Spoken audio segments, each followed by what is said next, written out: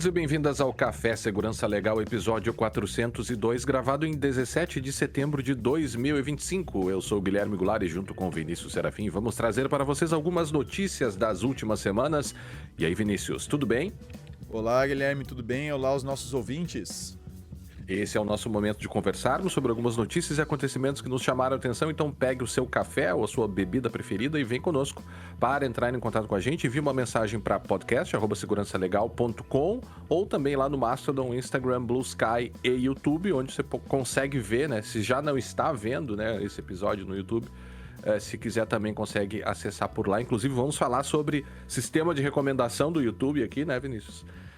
Hoje. E também temos a nossa campanha de financiamento coletivo também, você já sabe, lá no Apoia-se, apoia.se/segurança legal, né, onde você consegue selecionar uma das modalidades de apoio e apoiar. A gente sabe, né, Vinícius, que hoje tem muita gente pedindo apoio, muitos canais, muitas iniciativas pedindo apoio. E que né, merecem, E que merecem, e muito diferente do que era, né, quando a gente começou há 12 anos, né, 12, 13 anos já, Vinícius, dá 13 anos.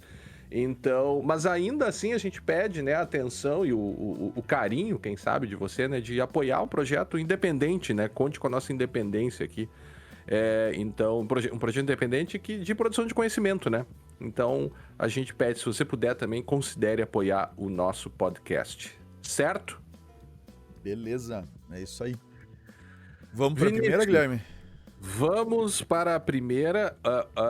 O que está acontecendo no Nepal, aquele país absurdamente longe do Brasil, né? Lá do outro lado do do outro mundo, lado do hoje mundo. de manhã. Eu estava olhando aqui, Vinícius, aqui no Google Maps, inclusive estou abrindo agora. O pessoal do Xadrez Verbal comentou, né, sobre essa crise lá no Nepal, que o Nepal, uma das curiosidades do Nepal, é o único país que tem uma bandeira que não é retangular, né, Que não é quadrada, retangular, né? são dois triângulos, né? São dois triângulos. Triângulos retângulos, parece, né? Quase como se fosse uma flâmulazinha, assim, né? O Cara, que tá acontecendo lá no Nepal? assim, na verdade, eu vou me limitar aqui às questões, vou dar um contexto geral e vou limitar as questões tecnológicas, porque as questões políticas, né, e tudo mais, pelo amor de Deus, vão lá escutar no Xadrez Verbal, baita podcast. E eles mesmos disseram que eles também não são especialistas em Nepal, né? Então assim, se eles não são, assim, nós mais longe ainda, tá? Então assim, longe da gente querer fazer uma análise política da coisa, tá? E mesmo de toda a situação lá que tá acontecendo. Mas o que chamou a atenção, o que chamou a nossa atenção no que diz respeito do ponto de vista da tecnologia, digamos assim, né?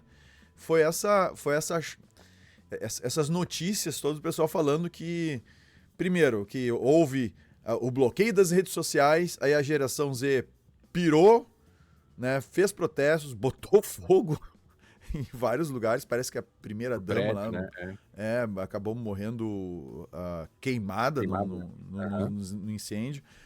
Protestantes morreram, tá, também foram mortos lá no conflito com a polícia e tudo mais, e que isso teria acontecido então em razão o estopim disso teria sido o bloqueio das redes sociais lá no Nepal, e a partir daí começa todo um processo em que acabou pela escolha de um substituto, ou seja, o governo foi deposto e foi escolhido uma substituta, na verdade, por meio do Discord. Tá? Então, quando a gente olha a coisa do ponto de vista da tecnologia, é isso. O pessoal bloqueou as redes sociais, caiu, né, a geração Z pirou, saiu botando fogo em tudo, morreu gente, teve protesto, aí foram, né, derrubaram o governo, no Discord estabeleceram lá um governo de transição, e a coisa está seguindo, e vamos ver o que acontece daqui a 6 meses. Só um detalhe, Vinícius, mas explica por que bloquearam as redes. É isso que eu vou chegar. Mas essa é a visão, essa é a coisa muito simplista e limitada da coisa. Eu vou expandir ela um pouquinho, mas ela vai continuar simplista e limitada, tá? Xadrez Verbal tem mais informações profundas sobre isso.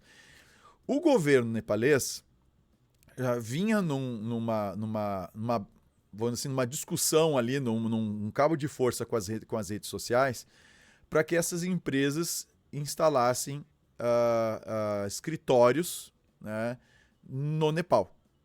Coisa que o governo brasileiro aqui já fez há mais tempo, ou seja, tu quer operar aqui, tu vai ter que ter o escritório aqui, até para a gente poder te demandar judicialmente, etc. Quais eram as intenções do governo nepalês com relação a esses escritórios, eu não sei, tá?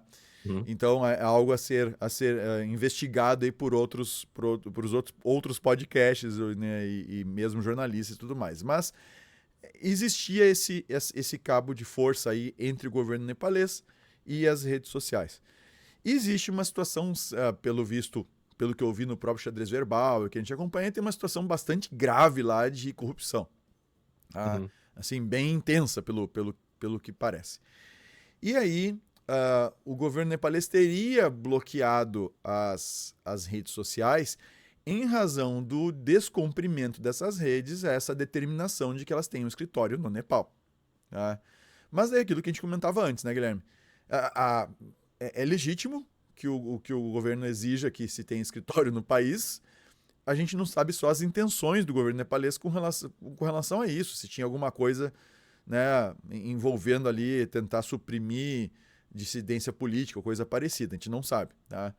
E vamos lá, tá, gente? Mas que essas redes não fariam isso porque elas são pela liberdade de expressão. A gente já comentou isso, tá? X e outras já ficaram muito felizes em cumprir coisas que bloqueiam, que limitam a liberdade de expressão em vários países do mundo afora, aí, com ditaduras e tudo mais. Eles não têm nenhum problema com isso. Tá? Não tem nenhum pudor, né? Nenhum pudor com esse negócio, tá?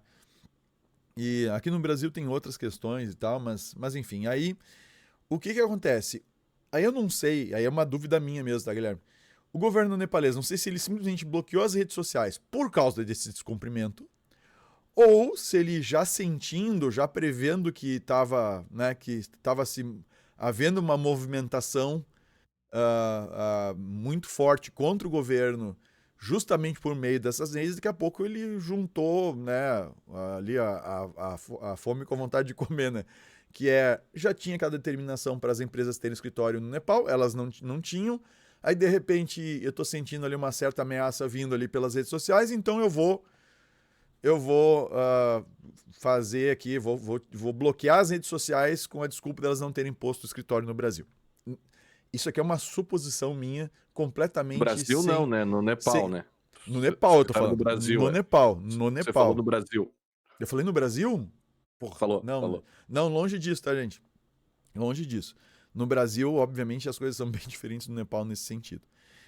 Então, o que a gente tem ali há esse bloqueio das redes, e aí a tal geração Z, então, sai às ruas protestando não apenas contra o bloqueio das redes, mas contra a corrupção. Tá? E aí a coisa se desenrola toda a situação com violência, com casa sendo queimada, gente morrendo, esse tipo de coisa. Né? E aí essas redes são bloqueadas de fato, elas acabam sendo bloqueadas. E aí acontecem duas coisas que nos chamaram a atenção. Uma é eles passaram a utilizar o BitChat, né, que até nós instalamos para dar uma olhada, a gente não conhecia o aplicativo. É um aplicativo interessante para comunicação em rede, tanto via Bluetooth quanto via internet de forma anônima. Não tem conta, tu simplesmente abre... peer-to-peer, tu abre o aplicativo e sai conversando. E o que eu achei interessante é que esse aplicativo tu pode conversar com pessoas que estão na mesma região, né, geográfica que tu se encontra, ou tu pode se teletransportar para uma região e conversar com o pessoal naquela região. Tá? Literalmente aparece o mapa do globo lá e tu escolhe onde está. Mas mais interessante que isso é que esse aplicativo ele faz a comunicação via Bluetooth e com distância de até 30 metros. E assim, poxa, mas para que eu vou usar esse negócio? Eu conversar com o Guilherme que está em Porto Alegre, eu não consigo usar via Bluetooth, por óbvio, né?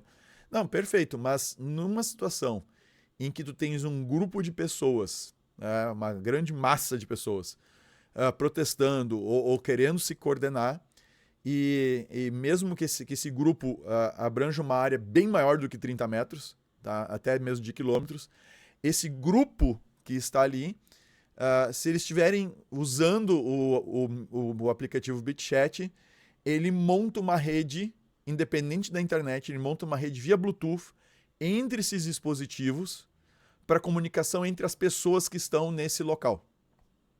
Então, de repente, tu tens 1.000, 10.000, 5.000 pessoas num determinado local usando esse aplicativo ainda que a rede caia, ainda que não tenha rede social, ainda que não tenha WhatsApp, seja lá o que for, o Signal, é possível a comunicação entre os aparelhos que estão nesse grupo.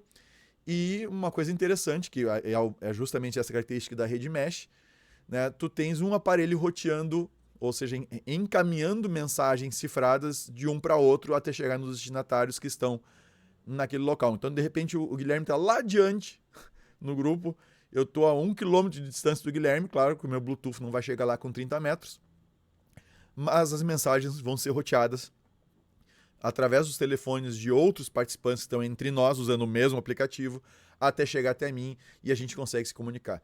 A gente consegue se comunicar individualmente, né, privado, ou o grupo todo que se encontra naquela área. Então, é um aplicativo bem interessante, realmente eu não conhecia ele.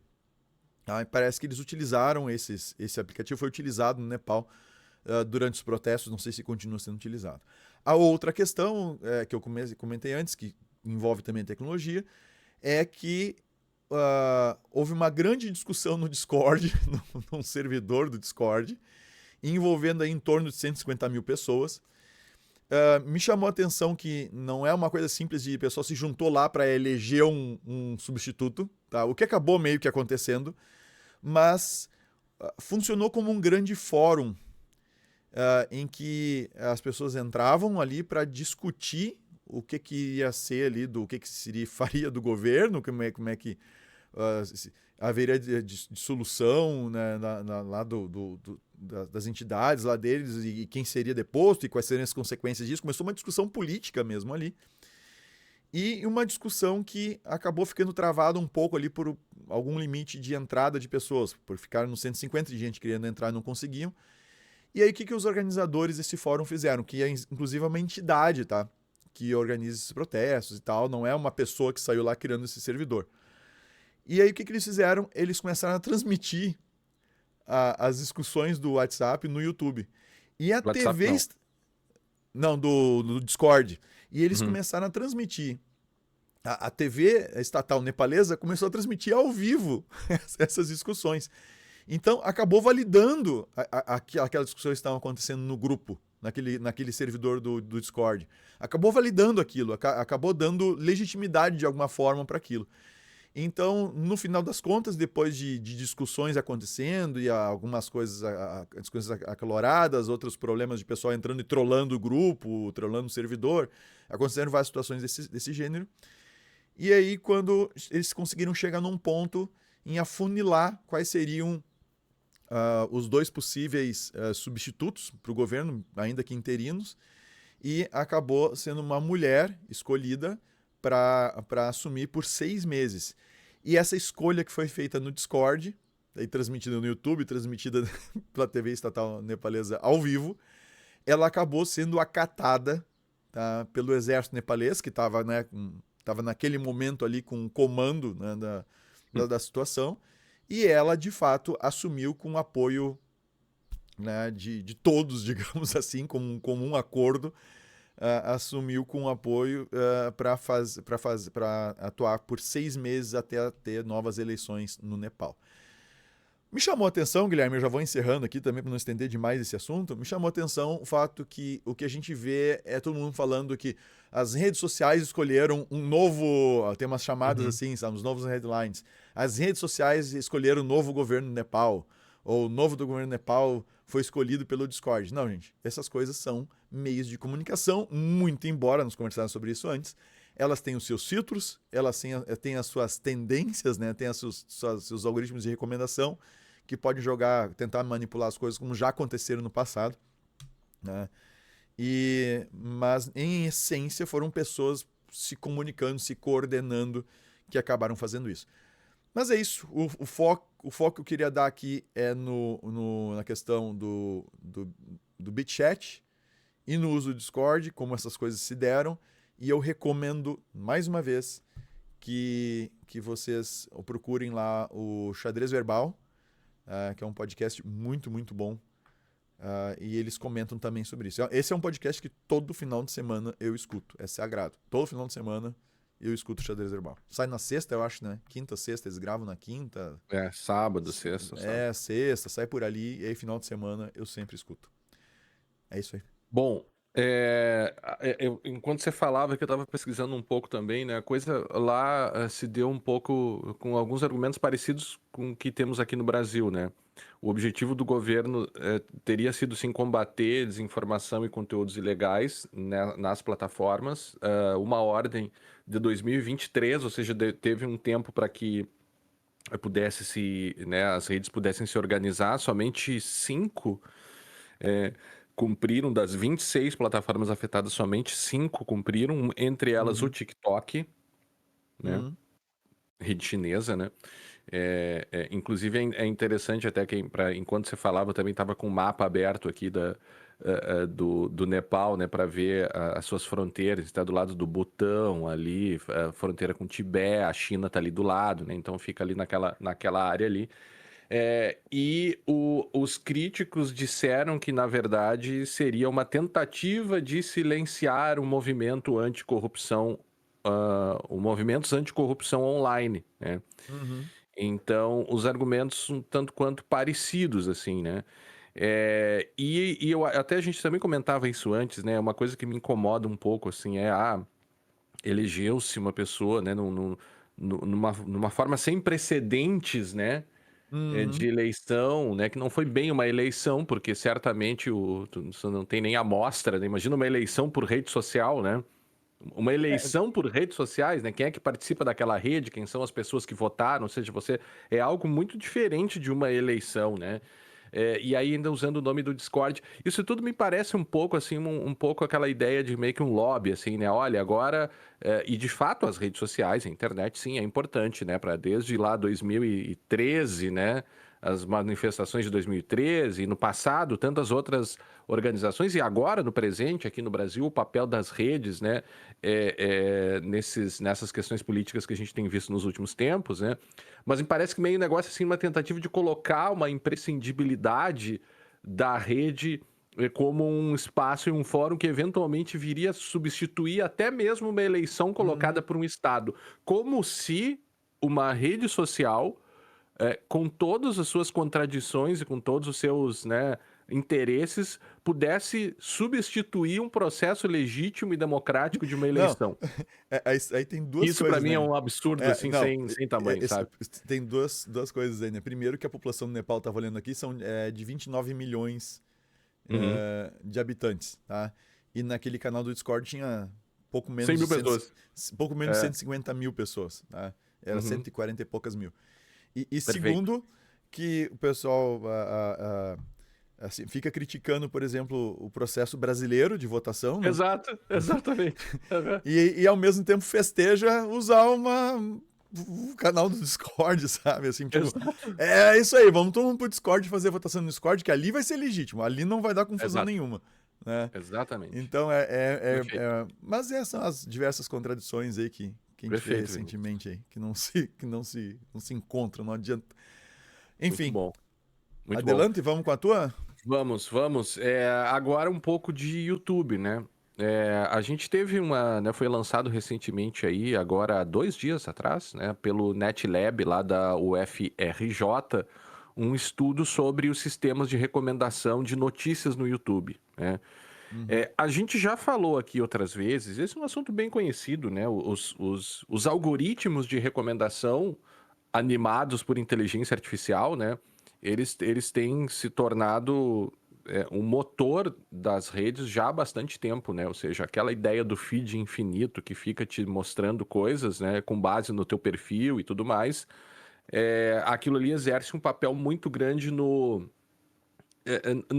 é nem no controle de conteúdo, mas em como o conteúdo trafega, né? Ou como o conteúdo se expande pelas redes, né? Então, aquela uhum, ideia mais de redes mais antigas, que o melhor conteúdo vai ser aquele que vai, né? Que vai ser privilegiado, enfim, e que as pessoas veriam sempre os melhores conteúdos. Isso não acontece mais, até porque são os algoritmos que controlam basicamente o que a gente vê na grande maioria das redes, não são todas, né? Existem muitas redes diferentes, né? Mas no YouTube isso é bem verdadeiro. Quem já usou o YouTube sabe que você vai rodando ali, ele vai te recomendando coisas que estão fora Uhum. daquilo que você, dos canais que você segue, se é que tem, né? Não é todo mundo que segue os canais lá. Por sinal, siga o canal do Segurança Legal, muito importante, habilite o sininho e aquela coisa toda, né? Porque o canal de Segurança Legal não vai ser recomendado lá no site de notícias do YouTube, né? Então, o que que eles fizeram? Eles começaram a analisar esse sistema de recomendações, que pode ser muito espúrio, né? Também já Uhum. falamos sobre aquele teste que eu fiz de você abre um YouTube vazio e começa a navegar e ele vai começar num determinado momento lá te mostrar armas né, e algumas coisas bem, bem estranhas assim. E eles fizeram então um mapeamento do sistema de recomendação. E eles levantaram no primeiro lugar um negócio que é bem óbvio, mas assim, o óbvio precisa ser dito, né? Que os critérios de priorização e de recomendação são absolutamente opacos. Né? Óbvio, né? A gente não sabe como que esses algoritmos são configurados. E eles repetem as recomendações de notícias, só de canais de notícias que eles avaliaram, dos canais que fazem parte do Google News Initiative. Né? Uhum. E em primeiro lugar, a rede que foi mais recomendada foi a CNN Brasil. Em todos os casos, a CNN Brasil foi recomendada. Como é que eles fizeram? Eles entraram em principais notícias, ficaram lá por 38 dias monitorando, realizaram 3.551 aquisições de dados e 597 mil recomendações. Eles pegavam um navegador sem histórico, limpo, né? Entravam lá e recuperavam os dados. 153 canais foram recomendados e a CNN Brasil foi o mais recomendado em 100% dos casos. cem Em por cento 100%.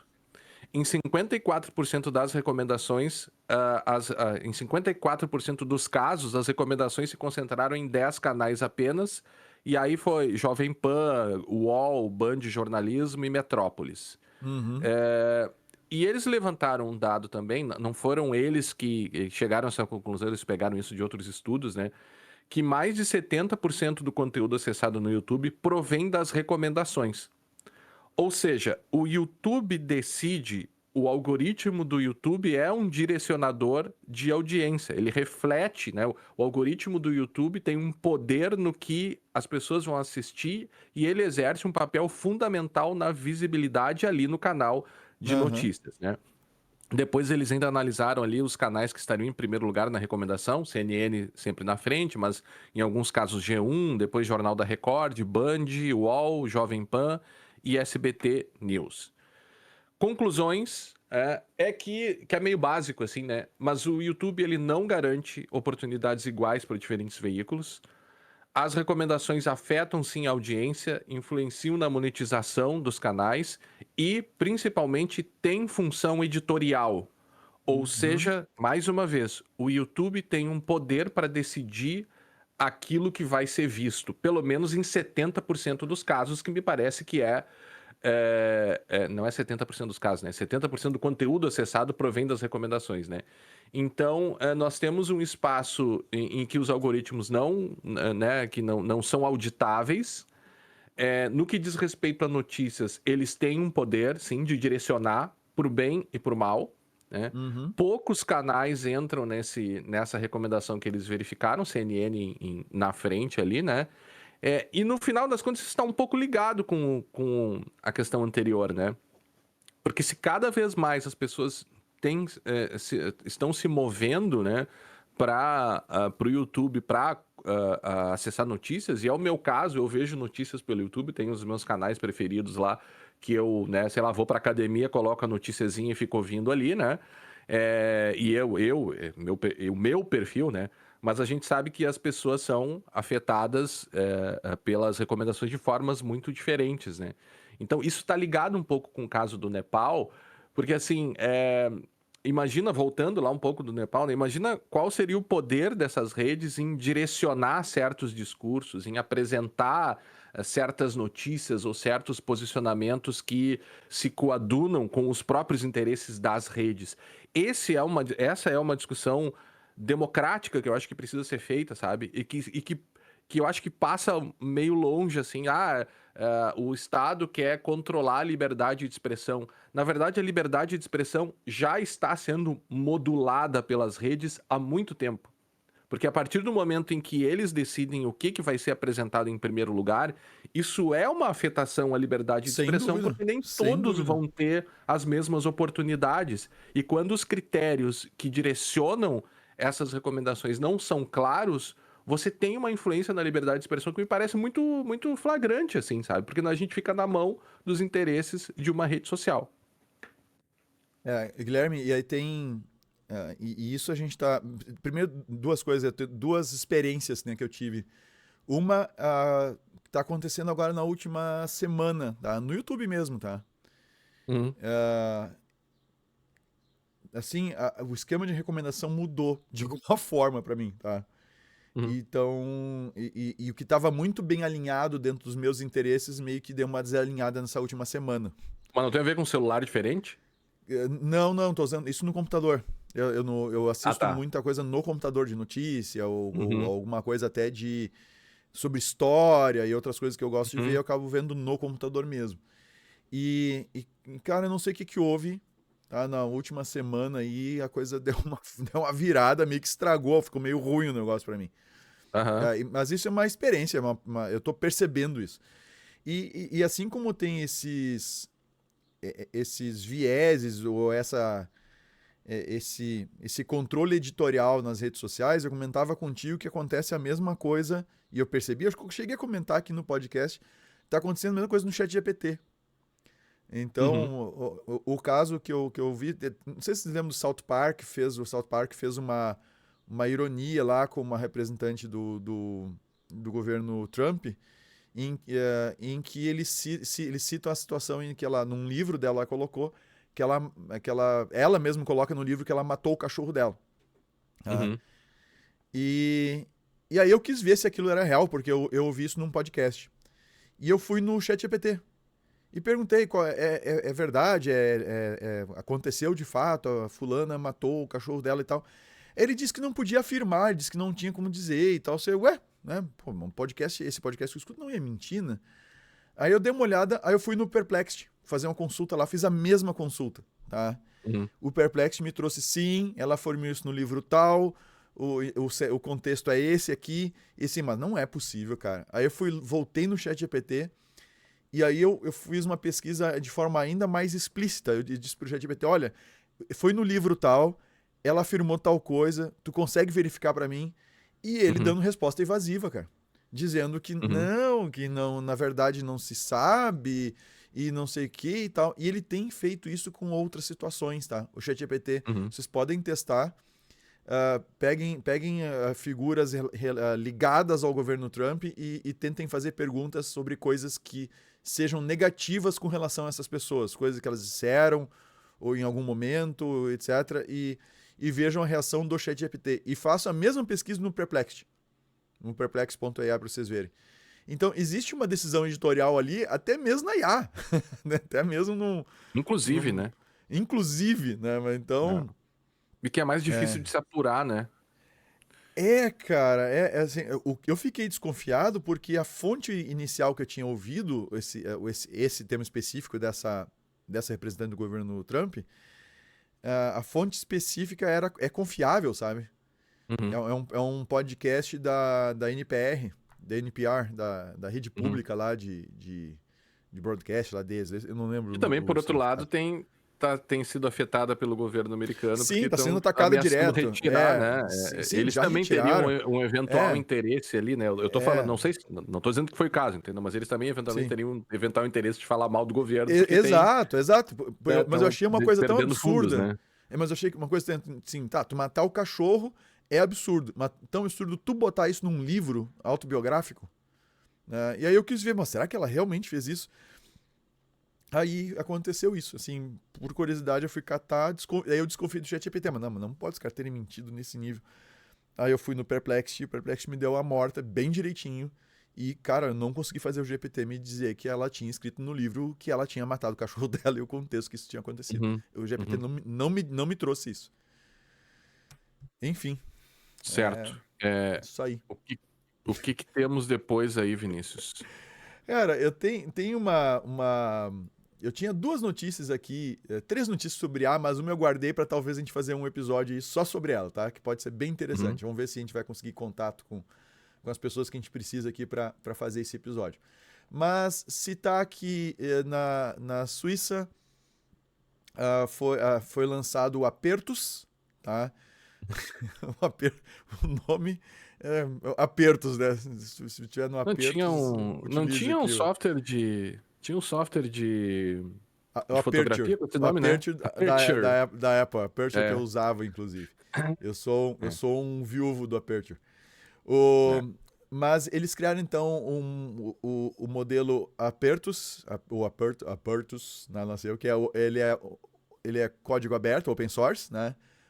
Open source, eu não fui ali, não vi se é só os pesos que são open source, tem todo o material de treinamento, possivelmente sim, porque a diferença dele, a alternativa dele com relação ao ChatGPT, o Claude da Anthropic, etc., é que ele é um modelo treinado exclusivamente em dados públicos, em dados abertos, não em dados que tenham direitos autorais, né, ou que não deveriam ser livros e coisas assim, livros pirateados que a gente sabe que foi parar em vários modelos de IA por aí. Então, Genlib, né?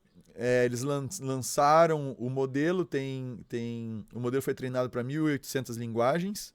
Ele vem em dois tamanhos, de 8 bilhões de parâmetros e de 70 bilhões de parâmetros. Eu não baixei aqui ainda na minha máquina. Os de 8 eu consigo rodar, os de 70, dependendo da situação, eu consigo também. Então eu não consegui brincar com ele ainda, mas eu ainda estou para mexer com ele. Diz que ele é comparável ao Llama 3, tá? O 2024 Llama 3 da Meta. Tá? Mas, enfim, o interessante aí, o que chama atenção, é ser um modelo suíço, e open source e baseado em dados públicos, exclusivamente em dados públicos, o que é bem interessante.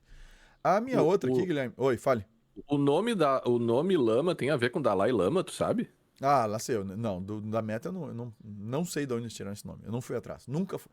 Agora já que tu perguntou, eu posso fazer uma pesquisa? Vai. Fala outra que eu vou pesquisar aqui. Então Só pesquisa lembrando tu aí. que Dalai Lama não é do Nepal, né? O Dalai Lama é do Tibete. A gente tava falando de Nepal lá, né? Mas... Tá, beleza. Tá. Mas, bom, o que acontece? Isso é os pulos que a mente dá. Tá. Mas uma outra coisa interessante, tá? Que eu achei interessante essa notícia, não ela por si só, mas eu estava ouvindo um podcast, até deixa eu recomendar ele bonitinho aqui para não ficar eu falando um podcast e eu não dar todo o contexto dele. Peraí que acho que foi no The Daily, deixa eu ver, mostrar arquivos. Tem um podcast chamado The Daily, tá? É um podcast do The New York Times, e é o episódio que saiu ontem, que é Trapped in a ChatGPT Spiral, em que eles falam sobre as pessoas que começam a estabelecer relações bem perigosas com o IA, mais especificamente com o ChatGPT, tá?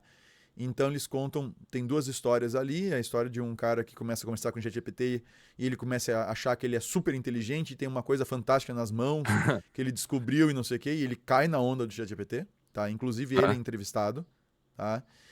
E uma outra situação em que, assim, um pouco mais graves, que envolvendo até a questão de suicídio. A repórter toma bastante cuidado ao tratar do assunto, tá?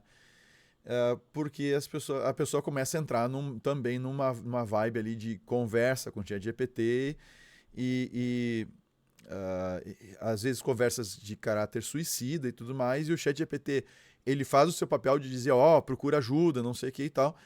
E esse caso que eles comentaram, a pessoa fez um jailbreak, ou seja, ela conseguiu convencer o ChatGPT a dar instruções para ela cometer suicídio, apesar do ChatGPT ter certas proteções para dizer, olha, eu não posso te dar essas instruções. Tá? Eu não vou dizer o que a pessoa fez, tá? Para não ficar divulgando formas de fazer isso, eu espero que eles resolvam isso. Mas o fato é que um adolescente conseguiu fazer, ele ficou por muito tempo conversando com o ChatGPT, a família não sabia de nada, um belo dia ele veio cometer suicídio. A coisa foi tão inesperada que os familiares acharam até que ele tinha sido um acidente, a morte dele, tinha sido um acidente bobo, porque eles não encontravam nada relacionado a essa tendência dele, né, esse momento dele, quando desbloquearam o celular dele e encontraram o ChatGPT e viram que o ChatGPT era muito mais do que só uma IA para ele, para o filho deles. Tá? E o ChatGPT deu recomendações de como cometer suicídio, ele falhou algumas vezes, ele ficou com marcas no corpo por causa das falhas, por causa dessa situação que ele tentou e não conseguiu. Ele pediu ajuda para o ChatGPT para como ele poderia esconder essas marcas. Tá? E o ChatGPT deu dicas para ele. Ele depois tentou fazer com que a mãe dele visse as marcas, deixou meio exposto, mas a mãe dele teria visto e não disse nada, tá? E aí, como é que eles sabem disso? Porque ele disse isso pro ChatGPT depois. Ele disse, eu mostrei e tal, mas ela viu e não disse nada, né? E aí o ChatGPT teria dito alguma coisa como, às vezes as pessoas realmente não nos veem, não sei o quê, mas eu vejo você. Vida, cara. Tá, sabe? Um negócio horroroso, assim. Então, a própria repórter ficou muito impactada com as histórias e é emocionante, assim, é um negócio bem impactante, tá? Mas essa não é a notícia, esse é o podcast que eu escutei. Então, de ontem, vocês podem procurar no The Daily, quem tiver interesse. Mas eu não consigo escutar em inglês, não sei o que, gente. Tá cheio de ferramenta de IA. Esse é um uso útil da IA. Né? Tem transcrição do episódio, dá pra pegar a transcrição, jogar na IA, traduzir. Lá no notebook LM, montar um podcastzinho rápido lá para ouvir. Então, assim, tem várias maneiras de chegar nesse conteúdo. Mas tem uma notícia, Guilherme, que inclusive foi tu que me mostrou ela, tu que levantou ela, do site Futurism, em que eles dizem, o headline é: a OpenAI diz que está escaneando ou varrendo as conversações de ChatGPT dos usuários e reportando conteúdo para a polícia. Tá? E eu achei muito interessante, porque é justamente essa coisa aqui, que é nessa linha do que a mãe do adolescente que veio cometer suicídio no podcast disse. Como é que eles não chamam alguém? Como é que eles não geram um alerta, né, para alguém de que a pessoa pode estar se preparando para se machucar, entende? Como é que eles não fazem isso? E aqui a gente vê uma situação nesse artigo em que eles comentam justamente isso. Ou seja, primeiro que eles não dizem exatamente como é que eles fazem essa varredura. Tá? E em que situações exatamente isso vai ser comunicado para a polícia ou como é que isso é feito. Tá? Então, claro, me parece que coisas meio óbvias como faz para matar o meu vizinho sem ser pego.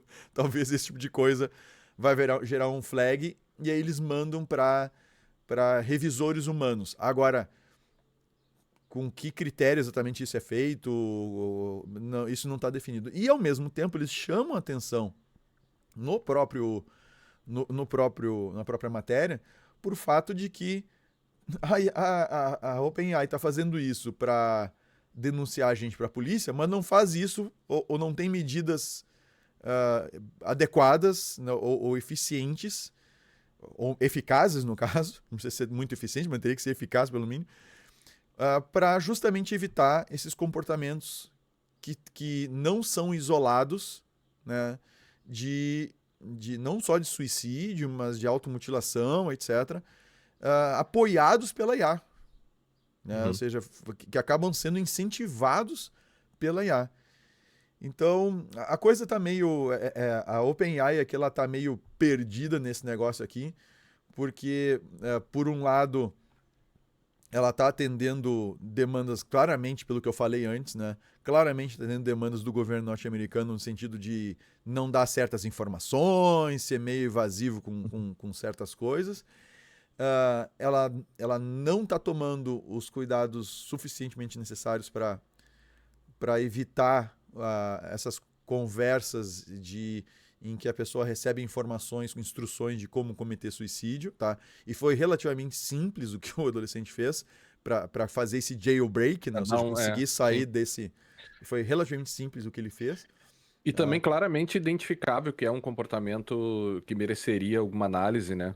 É que a maneira como ele fez, Guilherme, quem quiser saber pode ir lá olhar no podcast. Eu não quero divulgar aqui no nosso podcast, Uhum, mas a uhum, maneira como ele fez é uma situação legítima.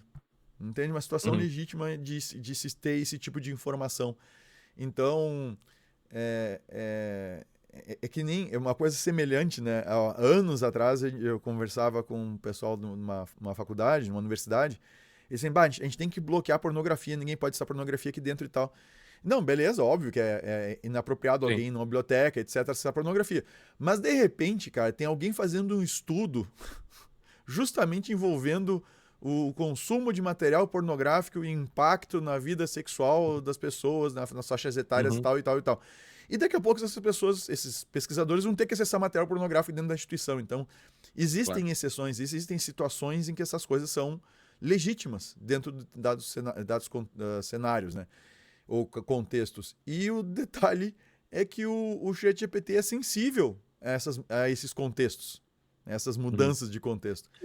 E ele acaba atendendo. Então, só que daí ao mesmo tempo, Guilherme, quando o adolescente, aí sim, tinha coisas que eram evidentes, né? Quando ele tira a foto de marcas do corpo dele, né, dizendo que falhei, não deu certo, e eu quero saber como é que eu escondo essa marca, cara, aí o ChatGPT tinha que ter alertado alguém, sabe?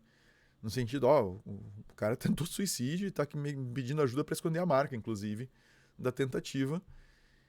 Ele precisa de ajuda. Então, assim, como fazer isso? Isso é delicado também, tá? Como fazer isso com Mas, a quem acionar, como acionar. mas sabe que tem um ponto aí que o mesmo grupo de empresas que tem dominado a internet nos últimos anos, né, as chamadas Big Techs, né, Uhum. esse pool de empresas são as empresas responsáveis hoje, né, com algumas novidades, como a OpenAI, mas que já entra, né, no clube das Big Techs. Uhum.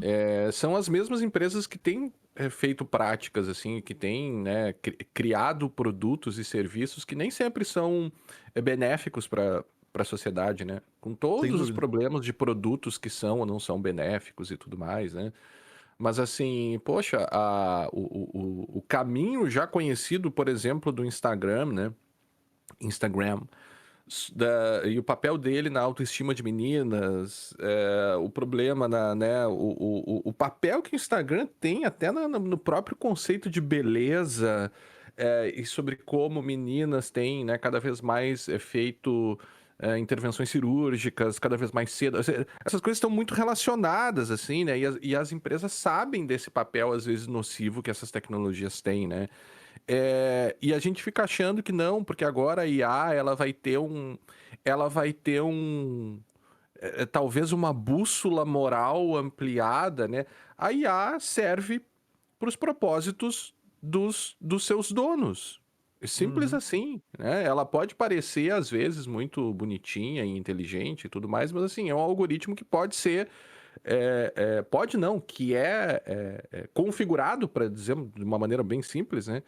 Para funcionar da forma como eles querem, claro, com algumas imprevisibilidades, evidente, né? É uma tecnologia que tende à imprevisibilidade muitas vezes, mas também é uma tecnologia que permite controles e guardrails, né? E que pode ser guiada para fazer coisas muito específicas, como por exemplo lá o estúdio japonês, que tu gerava os desenhozinhos no estilo do estúdio japonês, entendeu? Aquilo ali não é um Uhum. acaso, aquilo ali é algo que é pensado e tudo mais, né?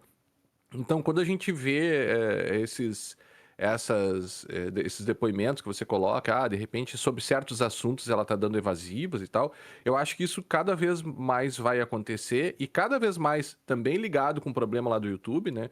A gente vai ter essas interferências, né, no discurso de maneira geral, né? Então, eu acho que é um problema que a gente precisa resolver, mas ao mesmo tempo, você tem por trás de tudo isso alguns fantasmas, assim, não, a liberdade de expressão, claro, evidente que a liberdade de expressão não pode. É um assunto super, na verdade, super complexo, né? Obviamente que aqueles que defendem a liberdade de expressão, em todos os aspectos políticos, eles têm razão. Obviamente que tem razão, mas ao mesmo tempo não é um valor absoluto, né? e que permitiria que, ao mesmo tempo, falar em liberdade de expressão seria uma isenção para que Big Techs pudessem fazer qualquer coisa em nome disso, porque os interesses deles também são enviesados, né? Sem dúvida. Essas coisas estão tudo muito conectadas, né? Sem dúvida nenhuma. Vamos pro É, Itaú? E já não vamos sei. terminando depois do É Itaú. uma É. propaganda? Isso é uma propaganda? Não, não, não. O A Itaú gente, não a gente, está. a gente está sendo patrocinado pelo Itaú e tu não tá me dizendo nada, é isso? Não, não, não, não, não Não? estamos, né? Tá, então tá bom. O que que aconteceu, O né? que aconteceu Aconteceu uma então? coisa bem chata com o Itaú, não com o Itaú, mas na verdade com os funcionários do Itaú, né? Nessa última semana aí, mais de 1.000 funcionários, de 1.000 bancários foram despedidos do Itaú, Hum, né? Até aí, é, eventualmente um movimento de mercado, né? Corte de custos, né? Mas o que chamou a atenção foi como e por que que eles foram despedidos, porque se utilizou aí como critério informações de ferramentas de monitoramento nos computadores desses funcionários que mediam, entre outras coisas, o seu tempo de tela. Então, esses funcionários, eles ou trabalhavam remotamente ou no regime híbrido. Os computadores que eles utilizavam, né, de propriedade do Itaú, possuíam softwares de monitoramento e se alegou, né, o Itaú não deu muitas informações, mas se alegou que se media questões como cliques, tempo de tela, tempo de reuniões, uso de certos uhum, aplicativos e tudo mais. E em alguns casos, disse o banco, foi levantado que haveria períodos de inatividade nas máquinas corporativas, em alguns casos de mais de 4 horas. Ponto. Né?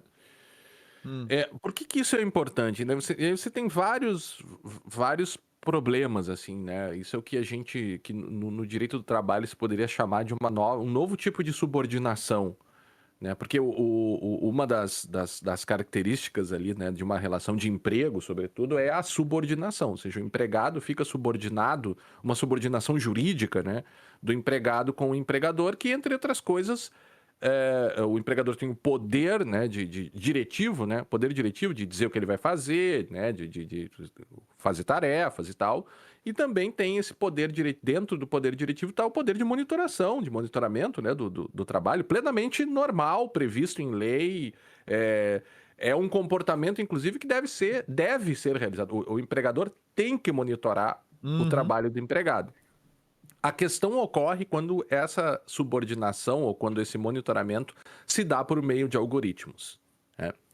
E a gente tem visto isso acontecendo, e aí é muito engraçado, porque enquanto não tá chegando na gente, né? Eu digo a gente, a sociedade, de maneira geral, né? Você não tá, tudo bem, né? Você sabe que isso está acontecendo, né? Mas aí vai chegando mais perto de você, né? Por exemplo, a gente tem grupos muito grandes de funcionários, que não são funcionários, de trabalhadores, dá para se dizer, sobretudo nessas economias de plataforma, como Uber, 99, iFood, né?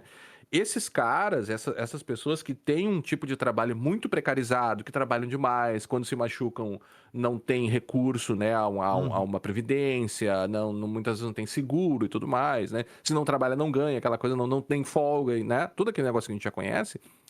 Já há uma subordinação algorítmica nesses espaços, né? Tanto que quando a gente pesquisa por jurisprudência, assim, tem muitas ações de pessoas que são desligadas das plataformas sem muitas explicações. Algumas são Uhum. desligadas por explicação, porque, né, descumpriram as regras da plataforma, mas você tem um quê e uma intensificação da despersonalização nesses ambientes. Ou seja, você fica cada vez mais difícil você eventualmente se justificar e explicar, por exemplo, né? Uhum. Por que que aquilo aconteceu, eventualmente dá uma justificativa, né? E isso acaba se ligando com a LGPD, porque nos ambientes, numa relação de emprego, numa relação de emprego propriamente aqui voltando para o Itaú, né? Você tem aí no caso que a gente chama de decisões automatizadas, né? Ou seja, estão se utilizando dados para a tomada de decisões automatizadas que tem uma intensa influência na vida da pessoa. Ou seja, essa decisão automatizada sobre o monitoramento das tuas práticas de trabalho, ela tem como efeito na tua vida, e teve como efeito dessas 1.000 pessoas, a tua despedida. Você foi Uhum. despedido por conta do uso de dados pessoais, né? E isso é importante, aí nasce o direito à revisão das decisões automatizadas garantido pela LGPD. E aí que vem a ideia de uma possível investigação, né, entre o direito da empresa de monitorar, e eu vou mais longe, não é o direito de monitorar, é o dever. A empresa ela tem o dever de monitorar o empregado, né? A depender do tipo de trabalho, por exemplo, em instituições financeiras, isso é um dever, ele é obrigado a monitorar o funcionário, né? Para questões de lavagem de dinheiro e tudo mais, né? Ou para evitar, agora com as novas regras do Banco Central, mais ainda, né? O monitoramento sobre terceiros e tudo mais. Então, a grande questão aqui é a gente investigar esse poder-dever aqui, né, de monitorar, versus o eventual abuso do empregador, né? Então, a gente tem critérios mínimos, ou seja, o empregado deve saber como que isso é feito, a empresa deve ser transparente quanto aos critérios utilizados, as políticas internas devem prever, né, quando, como e quais vão ser os efeitos e como ele eventualmente pode se opor, se explicar ou até mesmo alegar eventuais falhas, né? O algoritmo pode falhar, eventualmente o sujeito está fazendo outras coisas longe do computador, né? De repente tem, sei lá, a gente sabe que às vezes tem certos aplicativos, né? O Teams, por exemplo, que entra automaticamente ali em modo de não é ocupado, mas tem lá, não lembro exatamente qual é o termo, porque eu não uso o Teams, né? Mas ele tem lá um certo tempo de inatividade quando tu não tá no Teams, mas pode estar fazendo outras coisas. Então, são muitos detalhezinhos ali, né? Por exemplo, e aí veio o sindicato, a imprensa ouviu alguns empregados, um deles disse assim, não, mas peraí, teve uma semana aqui que eu trabalhei 7 dias seguidos, inclusive de madrugada, de um cara que estava há 10 anos trabalhando no banco, tendo sido promovido e premiado por desempenho. E quando ele foi despedido, ele não foram apresentados para ele os dados que motivaram a despedidas. Ou seja, além de ele não ter obtido um feedback anterior, que eventualmente poderia, né? Diz, olha, a chefia dele poderia achar, olha, nós estamos detectando aqui um padrão, né? Que tá, né? E isso nada foi feito. E aí, o problema é esse, é a ideia de uma despersonalização do controle, uma despersonalização e uma desumanização do controle, né? A gente lida com pessoas, né, Vinícius, o tempo todo, né? E na nossa empresa nós temos pessoas trabalhando conosco e a gente sabe como as situações são, né, muito específicas e a gente tende sempre a tratar, faz parte dos valores da Brown Pipe, inclusive, né? A humanização das relações, né? O manter a humanização. Só que esse tipo de prática vai no sentido contrário. E no fim das contas, acaba trazendo ambientes de trabalho mais complicados psicologicamente, né? É Uhum. mais difícil para as pessoas trabalharem num contexto em que elas sabem que se você não estiver olhando para a tela e clicando o tempo inteiro, você pode ser despedido. Isso é muito delicado para a saúde mental das pessoas, inclusive, né? Mas eu consigo ver muito isso acontecendo, Guilherme. Assim, acontecendo cada vez mais no futuro não distante, né? Porque à medida. Eu estava vendo um- uma fala uma pesquisa que a Anthropic fez, né, nos usos dos seus próprios modelos, né? E tem muito uso de automação empresarial, muito uso de automação empresarial. E a tendência da IA justamente é isso, é acelerar, principalmente as empresas que têm condições de investir mais do que pessoas, né, físicas, né? A Uhum, tendência é elas automatizarem vários processos. E uma das coisas que se fala até mesmo o CEO IA, né? uhum, Começar a contratar a IA como CEO ou mesmo como um suporte para um CEO. E então eu creio que, não estou dizendo que isso é bom, não estou dizendo que eu gosto ou que eu acho que é isso que deve acontecer, mas o que eu creio que vai acontecer é que nós vamos ter cada vez mais decisões desse gênero de desligar pessoas, remanejar, sabe? Cada vez mais decisões sendo não só influenciadas ou feitas com base em recomendação da IA, mas feitas pela IA. Né? Feitas pela IA. Então, nós temos um cenário aí bem promissor aí para confusões, porque Vai chegar num ponto, mas tu foi demitido, eu não sei por quê. Tá, beleza, então vou fazer a IA, ao te demitir, fazer um texto bonitinho dizendo quais foram as situações, ou os índices, ou os apontamentos que, que, que levaram à tua demissão. Tá? A IA vai fazer. Mesmo isso, a IA vai fazer. Né? E é uma maquinação do teu trabalho, né? Você é tratado como definitivamente uma máquina que, se não atende a critérios muito, às vezes, por ti incontroláveis, você Uhum. vai sair fora do mercado, né? É. Cara, eu acho que teremos muita confusão relacionada a esses processos automatizados com o IA, impactando diretamente as pessoas. Já Né? temos, né? Já temos, mas a gente vai ter mais. É, lá nos Muito Estados Unidos, mais. só para terminar, são conhecidas as práticas, as más práticas que a Amazon tem com os seus entregadores, né, nos Estados Hum. Unidos. Então tem aquelas histórias conhecidas Tu que vai o fazer sujeito xixi em também garrafinha, tem que não fazer pode. xixi na garrafinha porque ele não tem tempo nem para parar para ir no banheiro, né? E aí a Amazon ela testou e utilizou, né, algumas câmeras com monitoramento feito por IA nas vans de entrega, né? Então eles instalaram essas câmeras nas vans que faziam telemetria de 15 ações do motorista ali, do entregador, né? E aí sim, apertando cada vez mais essa despersonalização do controle, né? Essa desumanização do controle. E aí pior, né? Aí você pensa, tá, isso já é um problema, né? Isso já é um problema para relações humanas, para a consideração da humanidade da pessoa no trabalho. A nossa. A gente trabalha mais, né, Vinícius? Do Uhum. que, do que faz outras coisas, por exemplo. Logo, eu acho que a grande maioria das pessoas, né? Às vezes passa mais tempo no trabalho do que com a própria família, do que com os filhos e tudo mais. Logo, o tempo de trabalho e a qualidade do trabalho é uma questão legítima da gente discutir para o bem-estar da humanidade. Não é Uhum. algo assim, eu vou colocar uma IA lá para monitorar todo mundo e tudo. Não, é uma mudança radical no Radical, sim. bem-estar das E, não- pessoas, e com né? impactos que a gente não tem noção. A gente está vendo o que está acontecendo. É novo, a gente está explorando. A gente não Uhum. sabe exatamente os impactos que isso vai ter. É tudo muito novo. E ao mesmo tempo, com a IA, a gente está tendo pouca chance, pouco tempo para se acostumar, porque quando a gente começa a entender um efeito, vem uma novidade, vem uma alteração e começa a produzir outros efeitos, né? Ou começa a gravar os efeitos que eram conhecidos. Então, a própria questão do raciocínio crítico, né? A gente já comentou aqui mais Uhum. de uma vez, Já de falamos estudos, sobre isso, é. estudos que mostram que a gente reduz o emprego de raciocínio crítico e atrapalha até mesmo o processo cognitivo assim, de aprendizado, isso está num outro artigo. E isso nos parâmetros de hoje, ou nos parâmetros, na verdade, de quando os estudos foram feitos, né? Uhum. E daqui a pouco, no final do ano, no início do ano que vem, a gente vai precisar outro estudo, porque tem outros recursos, tem outras formas de funcionar ali que vão impactar. É, é interessante e ao mesmo tempo preocupante.